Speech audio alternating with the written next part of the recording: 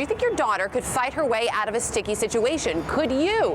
Just ahead, the moves every girl and woman need to know to stay safe. You're watching The Early Show on CBS. Here's a little preview for us. So this is going to keep me safe. Absolutely. Stand in your right position. Straight back. You come at me, and what do I do? Your wrist. Step one, you're going to go right for the Go for the nose and the eyes, like this. He goes back. Right up the nose. Ow. Yeah. You send your daughters off to college hoping they'll learn not only a lot in the classroom, but also important lessons about life. One of the many, would they know how to defend themselves if they were attacked? Erin Weed founded Girls Fight Back after the murder of her college friend on campus. Erin is here this morning to demonstrate some moves that could literally save your life. Good to have you with us. And I do just want to really quickly, you started this for very personal reasons because of your friend Shannon. Yeah, Shannon McNamara was murdered in 2001 off campus of Eastern Illinois University. And it was just like one of those moments where I realized violence is such a problem, and all of us need the tools to fight back. And they're actually pretty simple tools. We're going to have you show us some of them right here. But yeah, your mantra is not so much about being a fighter, but being a bad victim. Being a bad victim or a hard target.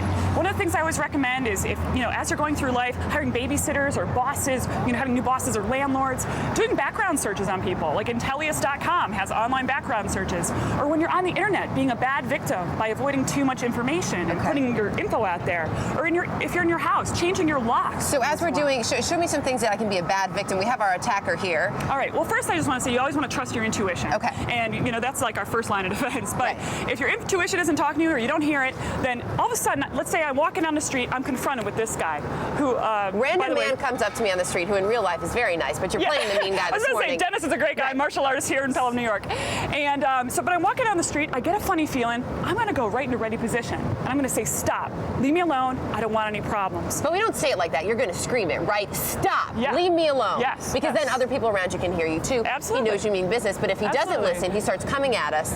Yeah. What do we do? Well, then after he comes and he grabs me, well, then I can safely assume this is an attack scenario. Okay. So I want to teach you a three-part fighting theory. All right, today. I'm ready. Okay, let's go.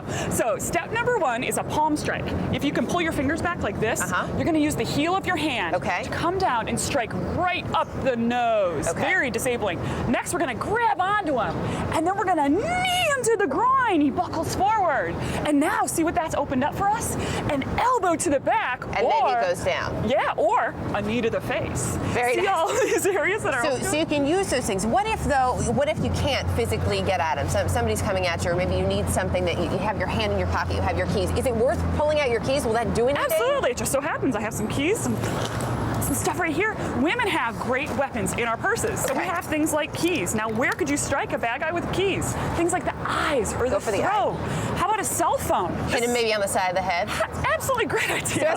Strike right to the side. But as you're doing those things too, I also heard once, tell me if this is fact or fiction, that if you are being attacked, in addition to yelling at your attacker to go away, that you should yell fire, not help, because people are more apt to respond to that. Yeah, that's a very common piece of advice, but I find that if we tell people what to do, maybe like call 911. That they may respond to that too. Yes, and they'll know exactly how to respond. Some great advice, great tips, Chris Raggy.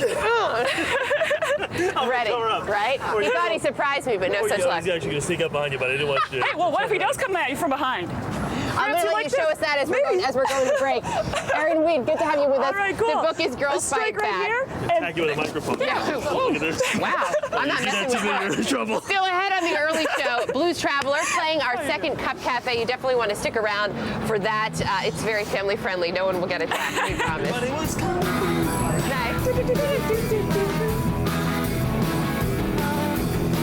When I toast to finally come. Great to see you as always. Really good to see you. I was noticing with the women's defense out there, after you flip the guy, don't tuck your shirt back in. No. That's when you go for the kill. You don't even worry about clothing at that time. You make sure you got everything else.